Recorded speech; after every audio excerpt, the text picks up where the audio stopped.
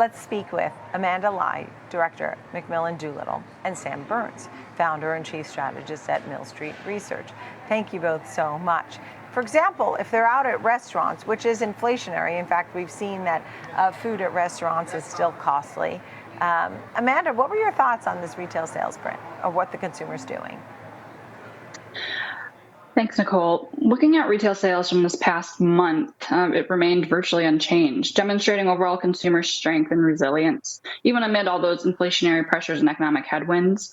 As you mentioned, they revised May upwards, now with a monthly gain of 0.3%, and looking at June, we're up 2.3% year over year. So altogether, it shows that the consumer isn't necessarily spending as aggressively as they were last year, but they're certainly not pulling back as sharply as some may have anticipated. Yeah, it's interesting. So the consumer is still spending, I guess, more selective than they had been. Online sales also rose. Sam, what were some of your thoughts? Yeah, I think that's right. I think there's been a rotation in how consumers are spending, and they're not necessarily spending a lot less. They're slowing down a little bit from the kind of the heady rates we saw earlier, but overall they're still spending money. And restaurants and things and going out is much more where they're spending their money lately than buying goods at the store.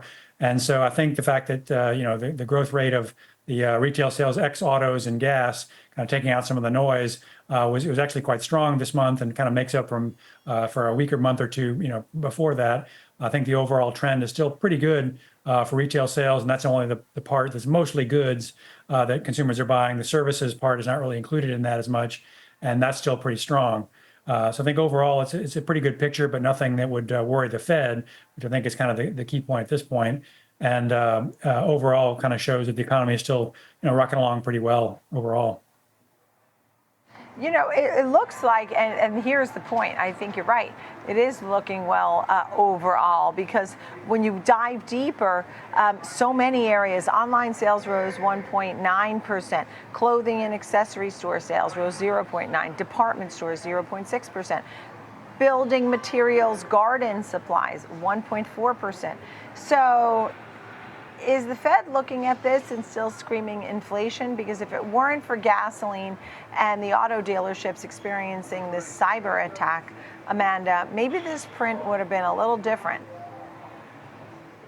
Right. To your point, given that there were challenges in the automobile industry with cyber attacks, the numbers may be a little different than what have been anticipated, painting, as he said, largely somewhat more positive picture than anticipated once you peel out all of that noise from auto, from home building, from gasoline. That said, as you mentioned, as it pertains to the Fed, maybe it takes off some of that urgency to ease off rates, out of those initial fears that the economy might be slowing more than we had expected. But given the picture painted by these most recent sales, it suggests that it might just challenge those bets from the Fed that they might cut rates sooner than expected. Yeah, it's funny because, look, if people are spending, then they're not going to cut rates. But there's no doubt that people see some of these prints and over the last couple of days have changed their tune. And now they're really all in for rate cuts, Sam, to the tune of 100% likelihood of a rate cut. What did you think about that? Does that seem appropriate at this time? I think so. I think, things like retail sales are probably further down on the list of things that the Fed looks at, if the market really focuses on. And the Fed has kind of shifted a little bit over the last year or two to focusing on actual inflation, reported inflation, rather than assuming that any kind of signs of growth will cause inflation or mean inflation will reaccelerate. And that shift is the bond market is kind of taking a little time to get used to that. But I think the bond market and the Fed are mostly looking at the trend in reported inflation in the CPI, and particularly in the PCE data that will come out in a couple of weeks. And I think that trend is still quite supportive of a rate cut. I think the inflation trends are still relatively, inflation is still decelerating. I think the Fed is going to respond to that more so than this kind of thing, where it shows that growth is holding up relatively well, which is good, which is what they want, but nothing that was going to cause inflation or be a real concern for them. So I think it's more a function of which data are they really focused on. And I don't think the retail sales, given these numbers, are going to be a big worry for them. And the bond market seems to be pricing that in. They don't seem to be too concerned about it today either.